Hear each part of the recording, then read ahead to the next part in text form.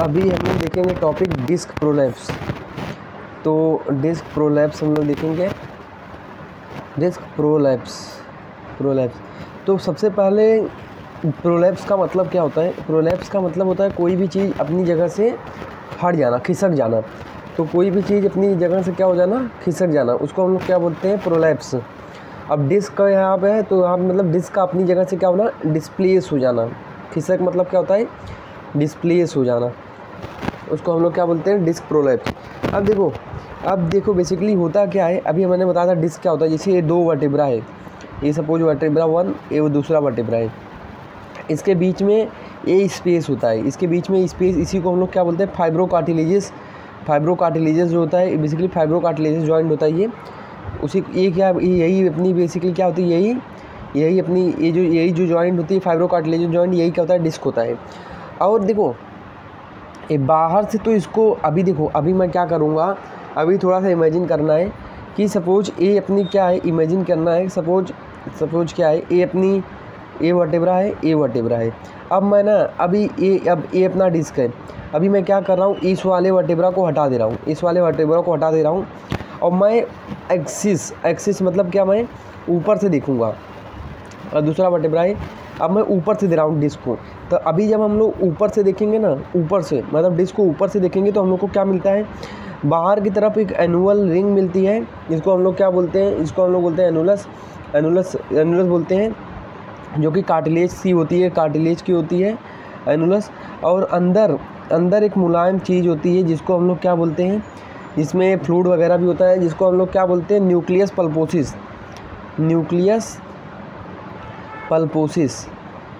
पल्पोसिस। अब देखो ये जो होता है ना, सॉफ्ट होता है, बहुत सॉफ्ट होता है, इसी के लिए यहाँ पे फाइब्रोकार्टिलेजेस जो होता है रिंग की कवरिंग होती है, ये इसी को। तो ये हो गया। तो यहीं पे ये बेसिकली क्या होता है, जो फाइब्रोकार्टिलेजेस होता है, तो एनुलस फाइब्रोसिस, इसी को हम लोग एनुलस फाइब्रोसिस भी बोल सकते हैं। फाइब्रोकार्टिलेजेस ना बोल के इसको हम लोग एनुलस फाइब्रोसिस बोल सकते हैं। ये क्या करता है बेसिकली, न्यूक्लियस पल्पोसिस को क्या करता है बेसिकली? प्रोटेक्ट करता है, क्योंकि ये मुलायम होती है तो डैमेज हो सकती है इसे।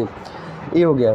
अब बेसिकली जो अभी जैसे हम लोग को पता था एंटीरियर लॉन्गिट्यूडनल लिगामेंट होता था जो कि डिस्क को प्रोटेक्ट करता था, वैसे ही पीछे से पोस्टीरियर लॉन्गिट्यूडनल लिगामेंट होता है जो कि क्या करता है? डिस्क को प्रोलैप्स होने से बताता है।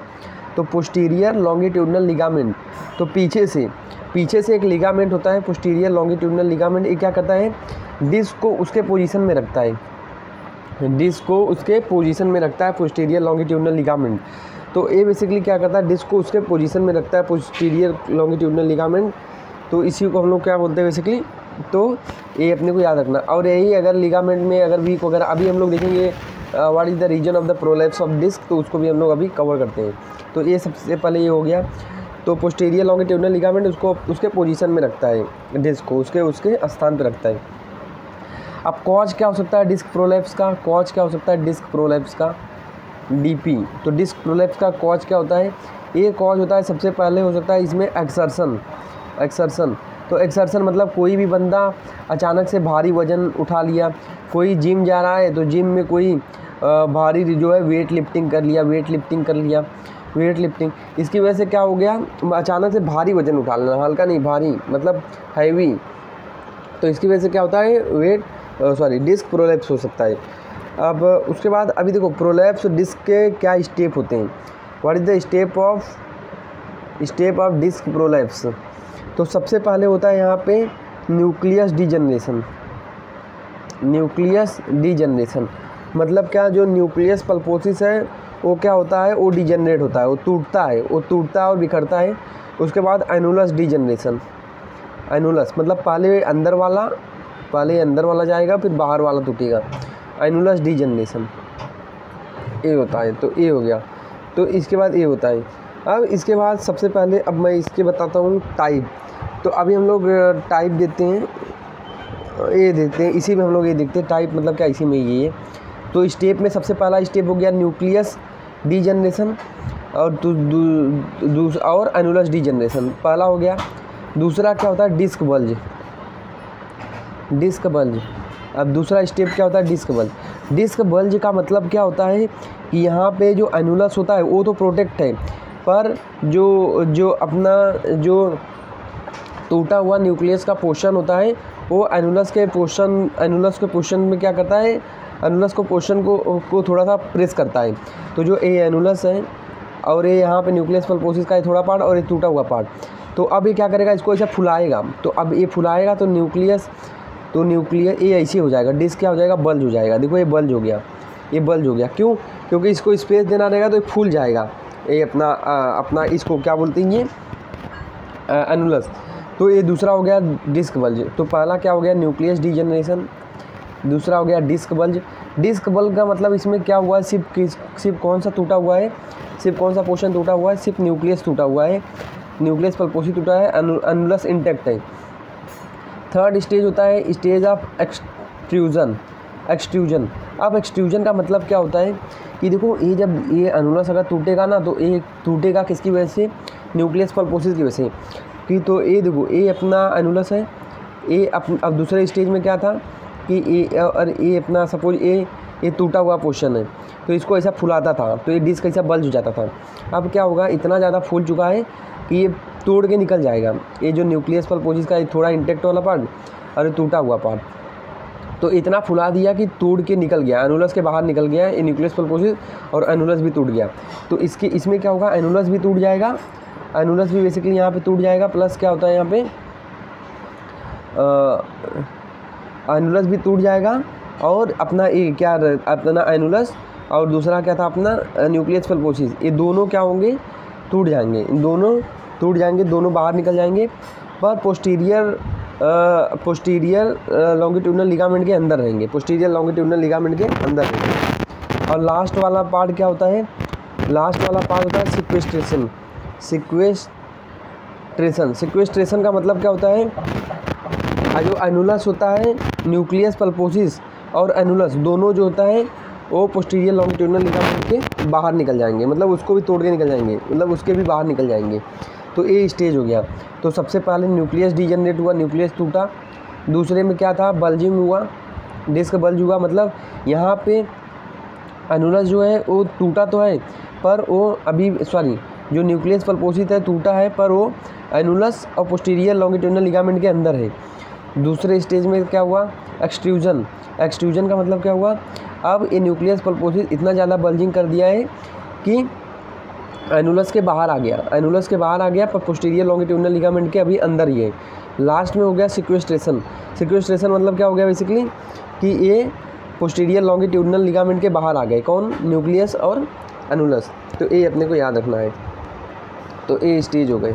अब इसके बाद स्टेज, पांचवा स्टेज होगा स्टेज ऑफ हीलिंग और 6 होगा स्टेज ऑफ रिपेयर। तो टोटल 6 स्टेज होगा। इसको 6 स्टेज को मैं एक बार फिर बता देता हूँ। सबसे पहले न्यूक्लियस डीजनरेशन, सेकेंड क्या होगा, डिस्क बल्ज। थर्ड स्टेज क्या हो गया, एक्सट्रूजन। फोर्थ क्या हो गया, सिक्वेस्ट्रेशन। फिफ्थ क्या हो गया, स्टेज ऑफ हीलिंग। और सिक्स क्या हो गया बेसिकली स्टेज ऑफ रिपेयर। तो ये टोटल 6 स्टेजेस हो गए। अब हम लोग देखते हैं डिस्क प्रोलैप। तो अभी हम लोग डिस्क प्रोलैप देखते हैं। तो देखो, तो डिस्क प्रोलैप में सबसे पहले फाइब्रोसिस। तो फाइब्रोसिस मतलब इसमें जो टुकड़ा जो बाहर निकला होता है ना, जो टुकड़ा एनुलस का या फिर जो टुकड़ा न्यूक्लियस का बाहर निकला होता है ना, वो क्या होता है, जो अंदर इंजरी होती है उसको भरने के लिए बेसिकली क्या होता है, फाइब्रोसिस का मतलब क्या कि सपोज ये अपना टुकड़ा टूट गया, न्यूक्लियस का पल्पोसिस का, और ये टुकड़ा बाहर निकल गया टूट के। तो ये तो बाहर निकल गया, तो ये वाला जो है जो अंदर इंटैक्ट है और जो बाहर निकल गया, तो जो बाहर निकल गया ना उसका कैल्सिफिकेशन हो जाता है और वो ऑस्टियोफाइड बन जाते हैं। ऑस्टियोफाइड मतलब सपोज ये बोन है, तो बोन में सपोज ये बोन है तो ऐसा बेसिकली ऐसा एरो जैसा उसमें हो जाता है, बोन का ओवर ग्रोथ हो जाता है कैल्सिफिकेशन की वजह से। हड्डी वहाँ पे जमी हो जाती है, ओवर ग्रोथ, हड्डी के ऊपर हड्डी बनती है, तो वहाँ पे ऑस्टियोफाइड ऐसे दिखेंगे अपने को। और ये बेसिकली यहाँ पे जो एरिया इंटेक्ट है वहाँ पे फाइब्रोसिस स्कार हो जाता है। उसको भरने के लिए, इस एरिया को भरने के लिए, इस इंजरी अंदर हुई है उसको भरने के लिए फाइब्रोसिस स्कार हो जाता है। तो जो एरिया अंदर इंटैक्ट है, उसको जो इंजरी अंदर है उसको भरने के लिए फाइब्रोसिस स्कार होता है, और जो टुकड़ा टूट के बाहर आता है उसका कैल्सिफिकेशन होकर ऑस्टियोफाइड बन जाते हैं। ये हो गया। तो एक्सरे में तो यार मैं इमेज नहीं लिया हूँ तो इमेज देख लेने का, पर उसमें क्या ओवर ग्रोथ बोन का दिखेगा। सपोज ऐसा है तो बोन का ऐसा ओवर ग्रोथ दिखेगा, ये सपोज ऐसा है तो ऐसा ओवर ग्रोथ दिखेगा बोन का। ये हो गया। अब ये हो गया मतलब कैल्सिफिकेशन की वजह से हड्डी क्या होगी, बाहर की तरफ आ जाएगी। ये हो गया। अब हो गया। अब उसके बाद जो मोस्ट कॉमन जो डिस्प्लेस होता है वो पोस्टीरियर लैटरल प्रोलैप्स होता है। पोस्टीरियर लैटरल प्रोलैप्स होता है जो कि मोर कॉमन है, इसमें क्या होते हैं, अब इसी की वजह से क्या होती है ना, पोस्टीरियर डिसलोकेशन ज़्यादा कॉमन होता है, वो पीछे से इससे नर्व भी जाती है। तो यहाँ पे जो नस होती है ना, वो नस मतलब नर्व दबने का चांसेस ज़्यादा होता है, तो नर्व कंप्रेशन का चांस इसीलिए इसमें भी ज़्यादा होता है। और मोस्ट कॉमन डिस्क प्रोलैप्स जो होता है, मोस्ट कॉमन डिस्क प्रोलैप्स कौन से लेवल पे होता है? अगर सर्वाइकल की बात करूं तो C5 C6 लेवल पे ज़्यादा डिस्क प्रोलैप्स मिलता है। और दूसरा अगर लंबर की बात करूं तो लंबर में L4 L5 के बीच में ज़्यादा डिस्क प्रोलैप्स मिलता है। तो याद रखना, लंबर में L4 L5 के बीच में ज़्यादा डिस्क प्रोलैप्स मिलेगा, सर्वाइकल में C5 C6 में। अब अभी डिस्क प्रोलैप्स का असर क्या बनता है, तो यहाँ पे सबसे पहले एक होता है नर्व रूट कंप्रेशन। तो यहाँ पे नर्व रूट होती है वो कंप्रेस होती है। तो सपोज L4 और L5 के बीच में डिस्क प्रोलैप्स हुआ है तो कौन सी नर्व दबेगी? अपनी L5 की नर्व कंप्रेस होगी, अपनी L5 की नर्व कंप्रेस होती है। अब देखो अभी L5 नर्व एक नर्व सप्लाई करती है, अपने को पता होता है, जैसे ये वर्टेब्रा है तो यहाँ से ऐसे नर्व जाती है, तो ये बेसिकली ये नर्व रूट ये सप्लाई करती है बेसिकली एक्सटेंसर पॉलिसिस लॉन्गस को, जिसका काम क्या होता है वो कंधे को उठाना, तो बंदा कंधा नहीं उठा पाएगा। तो ये बात याद रखना। ये हो गया। दूसरा अगर अगर हम देखेंगे एक्सरे में देखेंगे तो L4 और L5 के बीच में जो गैप रहेगा ना, गैप कम हो जाएगा L4 L5, क्योंकि डिस्क वहाँ से निकल गई है। और L4 L5 के बीच में मैंने बताया था यहाँ पे ओस्टियोफाइट बनते हैं, तो वहाँ पे ओस्टियोफाइट भी मिलेगा अपने को। और क्राउडिंग, क्योंकि वहाँ पे कैल्सिफिकेशन हो गया है और इन्फ्लामेशन वगैरह, तो क्राउडिंग भी मिलेगी L4 L5 के बीच में। तो L4 और L5 के बीच में एक्सरे में क्राउडिंग मिलेगी, ओस्टियोफाइट्स मिल सकते हैं। और उसके बाद मैंने बताया गैप कम मिलेगा। तो ये 3 चीज़ें मिलेंगी, गैप कम, क्राउडिंग मिलेगा। ये हो गया। क्राउडिंग मतलब क्यों मिल रहा है? क्योंकि कैल्सिफिकेशन हो रहा है ना, इसीलिए वहाँ पे क्राउडिंग मिल रही है। और फेसेट जॉइंट जो होता है, फेसेट जॉइंट वहाँ पे डीजनरेट होते हैं। तो फेसेट जॉइंट मतलब क्या होती है? देखो ये जो अपना होता है जॉइंट होता है, तो ये जो डिस्क होती है बेसिकली, तो यहाँ पे ना ये फेसेट जॉइंट होते हैं। और फेसेट जॉइंट को ये जो डिस्क होती है ना, ये जो डिस्क है, ये डिस्क जो होती है, ये सपोज ये डिस्क होती है, ये डिस्क है, और ये डिस्क यहाँ से फेसेट जॉइंट होते हैं, ये फेसेट जॉइंट को पकड़ के रखती है उसके पोजीशन में। अब ये डिस्क प्रोलैप्स हो गई तो अब ये प्रोलैप्स हो गई तो फेसेट जॉइंट के साथ एकदम पास आ जाते हैं, इसी पास आ जाते हैं। तो ये रूट को दबाते हैं, नर्व रूट को दबाते हैं ऐसा करके, तो फेसेट जॉइंट डीजनरेशन मिलेगा। अब एक कौन से एज में कॉमन होता है? 20 से 40 ईयर वाले एज में कॉमन होता है। और कोई इसका हिस्ट्री क्या रहेगा? बंदा कोई भी अचानक से कोई भी हैवी वेट उठा लिया अचानक से, तो नर्व कंप्रेशन होगा ना, तो बंदा एक चीज़ कंफर्म ले गया, क्योंकि नंबर में है तो लेग में पेन लेके आता है बंदा, कि एक टांग में पेन है, कभी कभी दोनों टांग में पेन लेके आता है।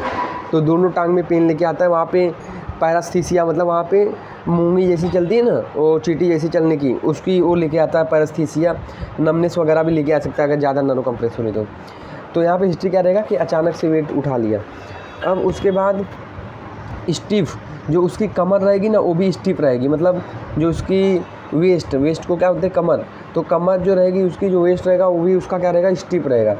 और पैरास्थीसिया मतलब पाँव में ना उसके पैरास्थीसिया मतलब पाँव में चींटी डोलने जैसे उसको सेंसेशन होगा,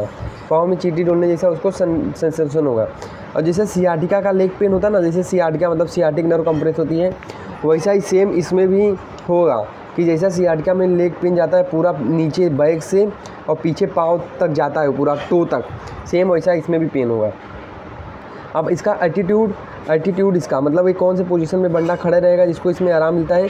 तो स्टीप, तो अपनी गर्दन वगैरह कमर वगैरह सब स्टीप लेके आएगा, और अगल बगल वो अपने गर्दन या फिर मूवमेंट को उतना नहीं कर पाएगा, अगल बगल कमर को हिला नहीं पाता वो। मतलब अगर उसको कोई बोल दे ना डांस करने के लिए, तो डांस नहीं कर पाता हूँ।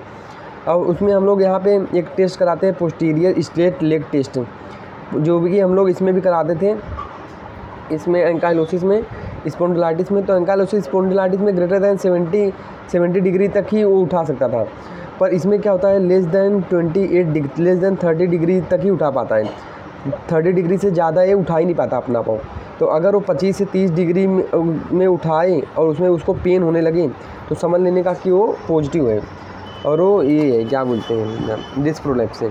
तो इसमें 25 से 30 डिग्री उठाने पे ही उसको पेन होने लगेगा, लेग पेन उसको होने लगेगा, लेग पेन। ये हो गया, तो ये हो गया। अब अगर बोलेंगे उसको, एक होता है एक्सटेंसर पॉलिसिस लॉन्गर, अभी जैसे मैंने बताया था, तो सॉरी वो गलती से मैंने कंधा, इसमें क्या होता है बेसिकली एक्सटेंसर पॉलिसिस लॉन्गर। तो एक ग्रेड टू को बेसिकली सप्लाई करता है, ग्रेड टू को। तो ग्रेड टू बेसिकली क्या होता है, ग्रेड टू बंदा अपना नहीं उठा पाएगा, ग्रेड टू नहीं उठा पाएगा। क्यों? क्योंकि वहाँ की नर्व रूट कंप्रेस हो रही, जो कि L5 लेके जाता है वहाँ पे, L5। तो ग्रेड टू नहीं उठा पाएगा अपना ऐसे करके। अब इन्वेस्टिगेशन में हम लोग आते हैं।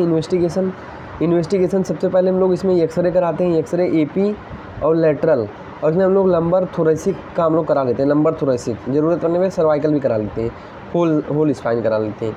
और वहाँ पे हम लोग को क्या दिखेगा, सबसे पहले डिस्क में एक तो स्पेस कम दिखेगा, पहला वहाँ पे क्राउडिंग रहेगी क्योंकि वहाँ पे कैल्सिफिकेशन हो रहा है, ओस्टियोफाइट्स हम लोग को मिल सकते हैं वहाँ पे, और फेसिड डीजनरेशन मिलेंगे। और nerve root compression basically x ray से उतना अच्छा सा नहीं, एक्सरे में पता नहीं चलता, MRI में अच्छे से पता चलता है नर्व रूट कंप्रेशन है, तो कौन से नर्व रूट कंप्रेशन है वहाँ पे, कौन से नर्व रूट कंप्रेस हो रही है। अब डिफरेंशियल डायग्नोसिस में सबसे पहले क्या आ गया इसमें कि साइन सिम्टम, जो सिम्टम मिल रहे हैं ना डिस्क प्रोलैप्स के, सेम इन बीमारियों भी मिलते हैं। जैसे TB स्पाइन हो गया, इसमें भी डिस्क प्रोलैप्स वगैरह होता था, ओस्टियोफाइट मिलता था।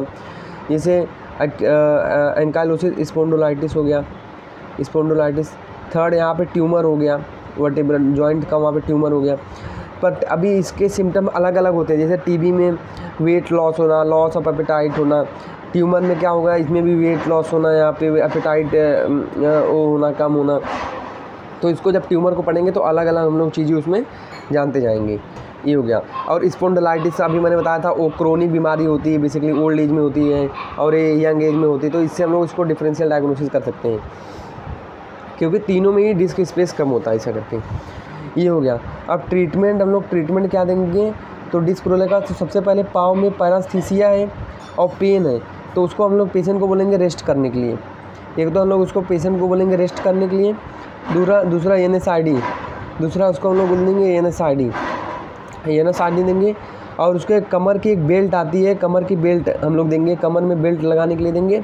और फिजियोथेरेपी बहुत इंपॉर्टेंट थेरेपी इसमें ये देंगे। और एक शॉर्ट वेव थेरेपी आती है, वो हम लोग देंगे, शॉर्ट वेव थेरेपी। तो ये हो गया। तो सबसे पहले ये सब हम लोग इसको देंगे for 6 to 8 week, 6 to 8 week के लिए हम लोग देंगे। और हॉट फर्मेंटेशन भी देंगे, गर्म पानी से उसको सेकाई भी करेंगे। तो ये सब मेन है। तो ये सब इसको 6 to 8 वीक तक करेंगे। और 6 to 8 वीक के बाद अगर उसमें इम्प्रूवमेंट आ गई तो ठीक, अगर इसको रिलीफ नहीं मिला तो सर्जरी करेंगे, सर्जरी करेंगे इफ़ नॉट रिलीफ। तो ये इम्पॉर्टेंट है। तो इसके बाद हो गया। अब इसमें एक और इम्पॉर्टेंट चीज़ आता है, एक आता है इसमें cauda equina syndrome. Cauda equina syndrome. अब क्वाडा इक्विना सिंड्रोम बेसिकली क्या होता है, यहाँ पे loss of urine and stool. तो कोई वो बंदा अपना स्टूल पे और यूरिन पे कंट्रोल लॉस कर देता है। एक क्यों लॉस कर देता है बेसिकली, क्योंकि अगर L4 के लेवल पे डिस्क प्रोलैप्स होती है, तो अगर L4 के लेवल पे, अगर मतलब L4 की नर्व बैठ गई है, L5 की नहीं, L4 की नस बैठ गई है, तो L4 की नस बैठ गई है, तो वहाँ पे क्या होता है बेसिकली कि लॉस ऑफ यूरिन और loss of control on urine and loss of control on stool हम लोग को देखने को मिलता है। ये हो गया। तो मतलब यहाँ पे इसमें बेसिकली अगर L4 मतलब न्यूक्लियस परपोसिस जो होता है, L4 के लेवल को डिस्क प्रोलैप्स दबा रहा है, L4 के लेवल को डिस्क प्रोलैप्स होके L4 लेवल पे डिस्क प्रोलैप्स होके न्यूक्लियस परपोसिस को दबा रहा है L4 रूट की नर्व को, तो ये अपने को मिलेंगे loss of control on urine, loss of control on stool. उसके बाद सर्जरी में हम लोग इसमें सर्जरी कर देते हैं बेसिकली लेमिनोटोमी और एक होता है लेमिनेक्टोमी। लेमिनेक्टोमी मतलब पूरा वो लंबर वाला एरिया हटा दिया, लेमिनोटोमी मतलब थोड़ा पार्ट उसको रिलीज कर देना। तो इसको पूरा निकाल देना और इसको थोड़ा पार्ट उसको कट करके निकालना। तो इससे क्या होगी बेसिकली वो जो न्यूक्लियस पल्पोसिस है ना उसको आगे जाने का रास्ता मिल जाता है, तो नर्व फ्री हो जाती है ऐसा करके ये हो गया। अब उसके बाद ये हम लोगों ने देख लिया। अब एंडोस्कोपी एक होता है, एंडोस्कोपिक इसमें सर्जरी आई है, एंडोस्कोपिक सर्जरी एक होती है। इसमें हम लोग क्या देते हैं ना, केमिकल की मदद से हम लोग इसको, इस सर्जरी का नाम है केमो न्यूक्लियोलाइसिस। मतलब समझ रहे हो, केमो मतलब केमिकल, न्यूक्लियो मतलब न्यूक्लियस पल्पोसिस, लाइसिस मतलब उसको तोड़ना। तो केमिकल की वजह से न्यूक्लियस पल्पोसिस को हम लोग तोड़ देते हैं, तो जब वो बचेगा नहीं, जो दबा रहा था तो कुछ होगा ही नहीं, तो ये होता है। तो ये हम लोग को याद रखना है। उसके बाद अगर सर्वाइकल C5 C6 में सपोज है, तो इसमें देखो अभी L4 L5 में हो रहा था, तो कंप्रेशन किसका हो रहा था, L5 का। पर C5 C6 के बीच में डिस्क प्रोलैप्स है ना, तो इसमें कंप्रेशन कौन सा होगा, C5 का कंप्रेशन होगा। तो ये एनाटॉमी से हम लोग समझेंगे, अगर इसमें बताने के लिए मेरे पास टाइम नहीं है, नहीं तो मैं बता देता, तो वीडियो बड़ी हो जाएगी। तो याद रखना अगर C5 C6 के बीच में प्रोलैप्स है आप, तो अपनी C5 नर्व रूट कंप्रेस होगी। अब यहाँ पे क्या होगा, इसमें अगर ये नर्व रूट है तो यहाँ पे थंब वीकनेस, स्टीप नेक लेके बंदा आएगा, स्टीप नेक और थंब नेकनेस। इसमें भी एक्सरे और MRI कराएंगे। तो this is all about the disc prolapse, तो होप समझा होगा। इसके बाद हम लोग टॉपिक पढ़ेंगे ऑस्टियोमाइलाइटिस पढ़ेंगे, बोन ट्यूमर पढ़ेंगे, और बचा गया थोड़ा सा हम लोग एम्प्यूटेशन देखेंगे, एम्प्यूटेशन। तो ये 3-4 चीज़ें हैं, और थोड़ा सा नीचे का फ्रैक्चर हम लोग का थोड़ा बाकी है, टिबिया और फीमर का, उसको हम लोग देख लेंगे। इसके बाद हम लोग ख़त्म कर देंगे, ऑर्थो ऑलमोस्ट ख़त्म हो गया।